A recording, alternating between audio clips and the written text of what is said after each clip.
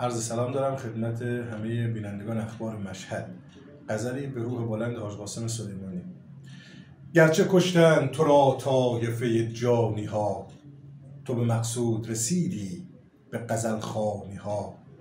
شهدا منتظر دیدن رویت بودند، یوسفت رفت به مهمانی کنعانی ها.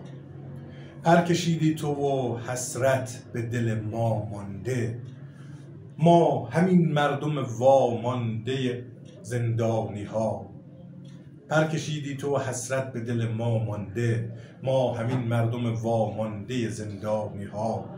ما خرابیم در این شهر به ظاهر آباد، تو ولی سبز شدی از دل ویرانی ها. بعد تو گرچه به هم ریخت سپاهی از درد، سنگرت پر شده از رویش قاآنی ها. روح پاک تو جهانی است ولی مقبره، افتخاری است که شد قسمت کرمانی ها. تا ابد نام بلند تو به جا خواهد ماند، در دل عالم و در سینه ایرانی ها. هرگز از یاد من آن سرو خرامان نرود، هست در خاطر ما یاد سلیمانی ها.